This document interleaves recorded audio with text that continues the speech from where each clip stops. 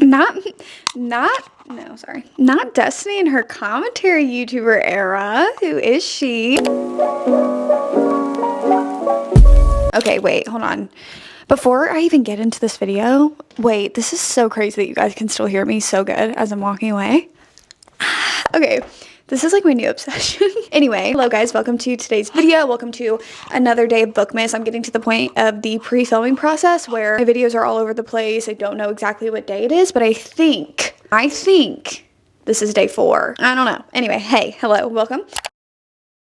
You guys are probably like, what is today's video? What is this about? Listen, I have ranted a few times in like different videos, mostly wrap-ups or vlogs, about movie or about book to movie / TV adaptations. And you know, I thought maybe I'll just make this into a whole video, like a little like sit and discuss book to entertainment adaptations. I'm gonna take you guys through the good, the bad, the ugly, and talk about different books that were adapted into either TV shows or movies and kind of what I think about them, what I think that happens with it, and what my opinions on certain books that have been made into movies. So that's what we're gonna do today. I just wanted it to be like a cool little fun video that is a little bit different than what I do, and that we could kind of just sit down and discuss opinions. Like, I just thought it would be fun. I'm sorry if you hate this and don't want another sit down video. I have plenty of vlogs coming your way. So if this video is not for you, I'm so sorry. Let's talk about book to entertainment, book to movie, TV shows, whatever. Like I said, I'm gonna kind of talk to you guys the good, the bad, the ugly. That is book to entertainment. So of course, we're always gonna start with the good. We're always gonna start with the positive and then slowly get more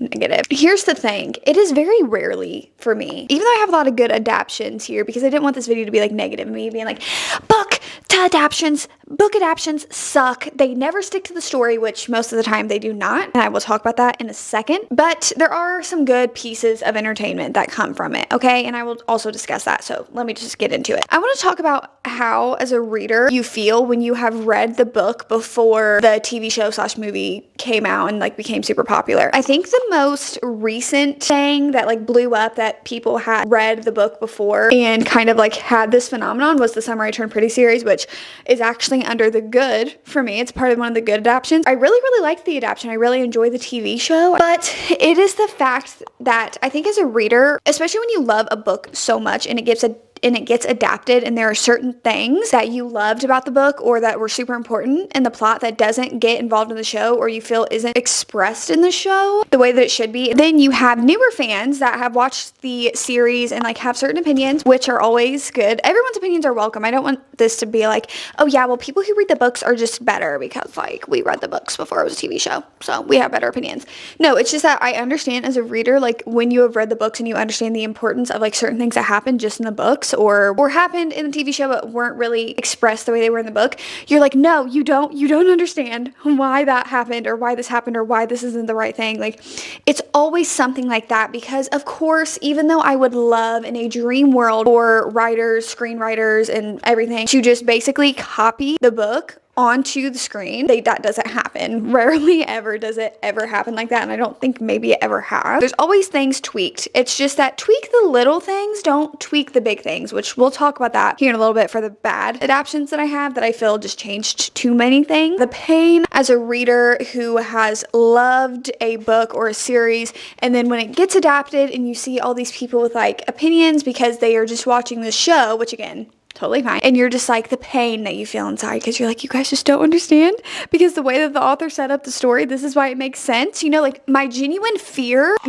guys, oh my God, I don't even want to like cross this road. One of the fears that I have is that I think Hulu picked up the ACOTAR series to be adapted into, I don't know if it's adapted into a movie or a TV show. I am so scared for the people who haven't read the ACOTAR series, and then I'm gonna see their opinions and I'm gonna be like, you guys just don't understand. Like, you guys have to hear me out on this. Like, this is why this happened and this is so important. Like, I know that I'm gonna be that annoying person that like throws the book at people and go, please just read the book first and you'll understand. You have that a lot with stuff like that, and I feel like that's why as a reader, when you see, oh my God, hold on, I'm getting choked up over this. I'm getting so emotional. As a reader, I feel that you have both a sense of joy and a sense of dread when you see one of your favorite authors post that their book is getting adapted into a TV show or movie, because you're like, please don't let people think that, for example, like the Twilight effect, where people were like, yeah, these movies kind of suck, but then people who loved the Twilight books were like, oh my god, so everyone thinks the Twilight series sucks, you know, like that kind of phenomenon. But I love seeing adaptations happen, because if I love a book, I would love to see it on screen. I know that I love the story already and I want to see it acted out. Lately, I feel like every single book that is like famous or popular on TikTok is getting adapted into a movie/TV show, which does it feel like a little bit of a money grab to me? Absolutely. I'm still super excited, and I'm happy that those authors are like getting, you know, recognition that they deserve and more money in their wallets, you know, that's great. Feels like a little bit of a, this is super popular, we know that this has a wide audience, so let's try to profit more money off of it, which is smart, you know, make your money, but make it good if you're gonna do that. There are a lot of movies that I feel that I'm about to share with you that have good adaptations or adaptations. I just realized I've been saying adaptations and I adaptations. The good, the bad, the ugly. Let's start with the good.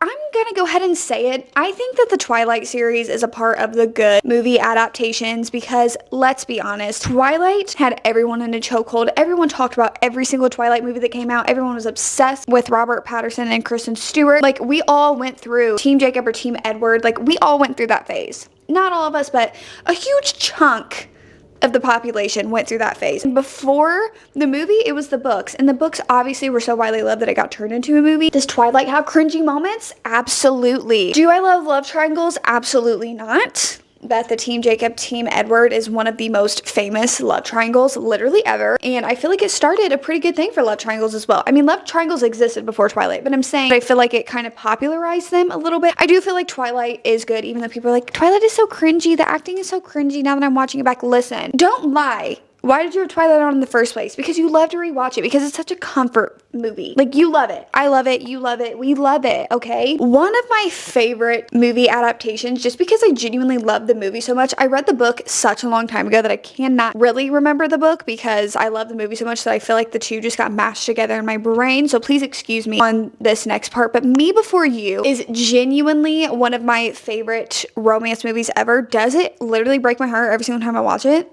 Absolutely. You know, but sometimes you need that. Sometimes you crave that. One of the things that I feel like can make or break adaptation is the casting. And I feel like this is one of the adaptations that had brilliant casting. I feel like everyone fit very perfectly, and I feel like everything was so good. Just like, for example, I have been looking at the Daisy Jones and the Six casting and all of the pictures. And again, an example of perfect casting for adaptation. Next, I have Shadow and Bone. I do think that Shadow and Bone is a good adaptation. Is it one of my favorites?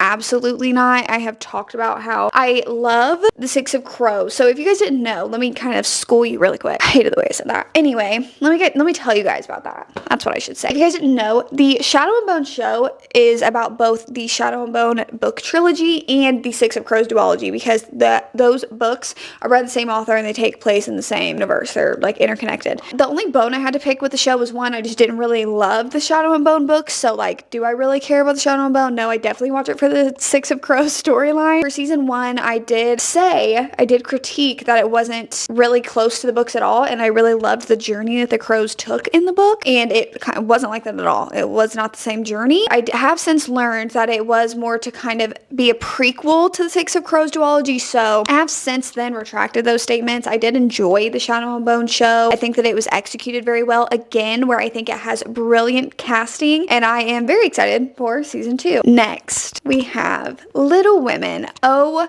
my gosh, one of the classics that are definitely near and dear to my heart. It is another classic that I read for school, but it was so long ago that I really want to reread it, because, you know, back then when you read classics in high school, like most of the time you're just not really thinking about how much you love the book. You're thinking about the assignments that have to do with the book. It's Mr. Timothy Chalamet and Miss Florence Pugh, and I freaking loved it. Joe and Laurie had me in a chokehold. I know, I'm sorry, but I am a Joe and Laurie shipper until the day I die. I understand why what happens, you know, even though it is literally like how much of an old book. I'm not going to try to spoil it for you, but I am a Joe and Laurie stan until the day that I die, especially in the movie. I just feel like any adaptation for Little Women was very good. I feel like you can also put Pride and Prejudice there, but I've never read Pride and Prejudice, so I feel like I can't really speak on that, but I know that the Pride and Prejudice movie is like a cult classic for people. They absolutely love that movie. Once I read it, I may or may not agree. Who knows? But I love Little Women. I think it is, again, a brilliant adaptation. I loved the casting as well. I'm telling you guys, I know I keep on saying it, but casting, super important for a good adaptation. Next, I kind of spoke briefly about this, but the Summer I Turned Pretty series, this definitely had people in a chokehold, mostly because this and To All the Boys I Loved Before are both by Jenny Han, and I feel like they were both loved series by her in the young adult genre. I definitely do like the Summer I Turned Pretty more. I feel like it captured the aura and the sense of the books so well. From reading the books to watching the show, I genuinely felt like it did such a good job of taking the vibe and the feeling of those books and putting it on the screen in a way that I definitely like imagined it in my own brain. I don't know if like I'm the only person that thinks that, but I feel like they did that in such a good way. I feel like even little things that they changed, I wasn't too mad at, and they added so many different things that I absolutely loved. Hello, Conrad Belly.